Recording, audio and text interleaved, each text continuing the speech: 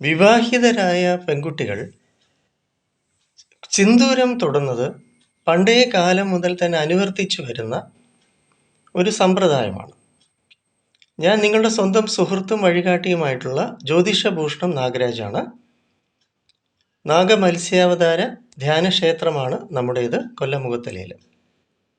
9605743596 ആണ് നമ്മുടെ നമ്പർ.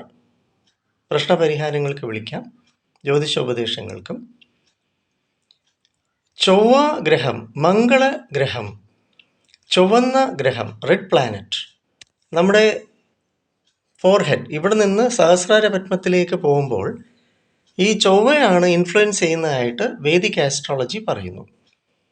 ചുവന്ന നിറം എന്നത് നമ്മുടെ മൂലാധാര ചക്രത്തെ സ്വാധീനിക്കുന്നു എന്നും പുരുഷൻ തൻ്റെ ഭാര്യയിൽ ഈ ചുവന്ന നിറം കാണുമ്പോൾ തന്നിൽ ലൈംഗിക ഉണർവ്, ഊർജ്ജസ്വലത സ്വാധിഷ്ഠാന ചക്രം വഴി ഉണർത്തുന്നു എന്നതാണ് ഷഡാധര തത്വം പതഞ്ജലി മഹർഷിയുടെ പാതഞ്ജലി യോഗസൂത്രം പറയുന്നത്.